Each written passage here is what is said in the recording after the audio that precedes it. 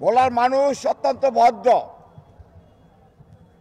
আর বিগত দিনের যদি ইতিহাস তুলে ধরি তাহলে ভোলার মানুষ তাদের ন্যায্য দাবি আদায়ের লক্ষ্যে ঐক্যবদ্ধ, সেখান থেকে বিন্দু মাত্র পিছপা হয় নাই, হবে না। আমরা এরশাদ বিরোধী আন্দোলন দেখেছি। এই তোফায়েল আহমেদ দুইটা মন্ত্রী, তার বিরুদ্ধে আমরা আন্দোলন করেছি। তখন আওয়ামী লীগ ঘর থেকে বের হতে পারে নাই।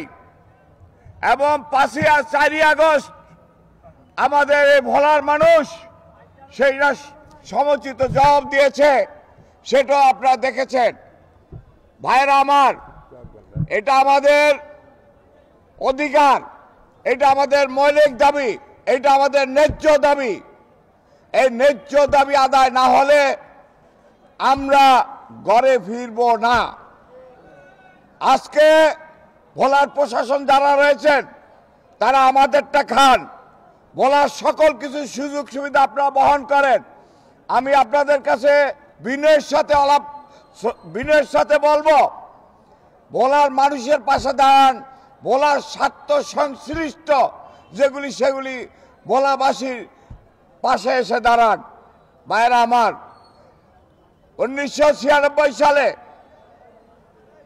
এই ভোলা প্রথম গ্যাস উত্তোলন করেছিল নাজির রহমান মঞ্জু।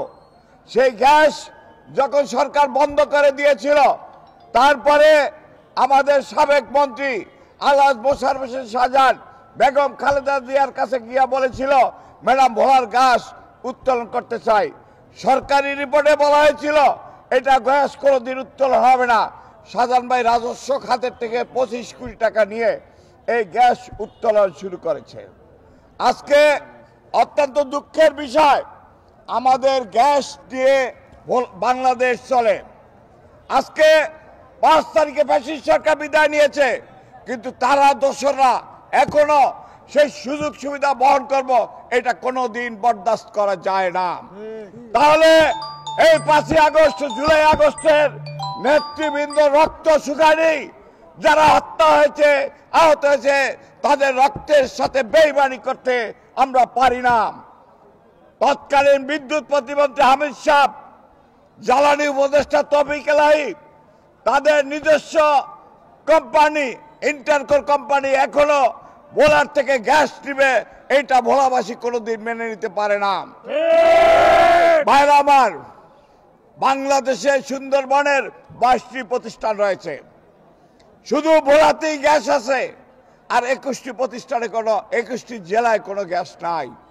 আর অথচ ভোলার ডিমান্ড নোট দিয়েছে অনেককে গ্যাস দিবে, কিন্তু তখন এই নজরুল হামিদ এবং তৌফিক এলাহির ষড়যন্ত্রে তাদেরকে ডিমান্ড নোট গ্যাস না দিয়ে তারা এই ইন্টারকো কোম্পানির মাধ্যমে ভোলার থেকে গ্যাস নিয়ে যাচ্ছে। এটা আমরা মানি না, মানব না। আমরা দরকারে ভোলাবাসী, আমাদের প্রাণের দাবি, আমরা এটাকে যে কোনো কারণেই হোক, যেভাবেই হোক, আমরা ভোলার গ্যাস ভোলা প্রাপ্য পাওয়ার পরে তারপর অন্য জায়গায় আমরা দিব। ভাইয়েরা আমার, আজকে অনেক ভাইয়ের, অনেক পরিবারের গরিব সন্তানেরা বিনা চিকিৎসা মারা গিয়েছে। যখন এই ভোলার থেকে স্পিরিট বোর্ডে ঢের সাথে যুদ্ধ করে অনেক ভাই মারা গিয়েছে, বরিশাল পৌঁছতে পারেনি। এই ভোলা মেডিকেল কলেজটি বন্ধ হয়ে গেছে কার কারণে? এই ফ্যাসিস্ট সরকারের তোফায়েল আহমেদের নিজস্ব মেডিকেল কলেজের জন্য ভোলা মেডিকেল কলেজ প্রতিষ্ঠিত হয় নাই। আজকে ভোলা অবশ্যই মেডিকেল কলেজ দিতে হবে, অবশ্যই ভোলা বরিশাল সেতু দিতে হবে।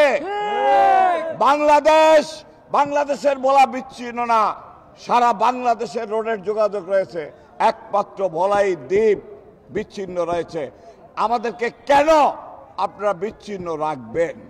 আমাদের টাকা আমাদের ভোলা জেলার উদ্বৃত্ত হয়, বাংলাদেশের একটি অংশ দিচ্ছি, আমরা গ্যাস দিচ্ছি, খাদ্য উদ্বৃত্ত হচ্ছে সেটা দিচ্ছি।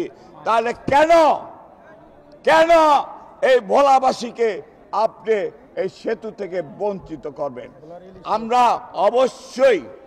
অবশ্যই আমরা ভোলা বরিশাল সেতু চাই।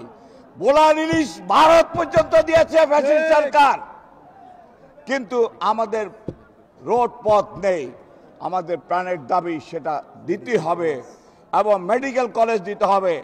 এবং ফ্যাসিস্ট সরকারের আমলে আপনারা নিশ্চয় জানেন এখানে সার কারখানা হবে।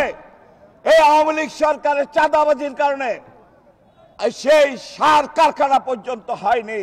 এখন তো চাঁদাবাজি নেই, এখন তো নির্বিঘ্নে জমি গ্রহণ করতে পারেন এবং সার কারখানা করতে পারেন। ভোলাতে যদি সার কারখানা হয় তাহলে এই ভোলা জেলার কোনো বেকারত্ব থাকবে না।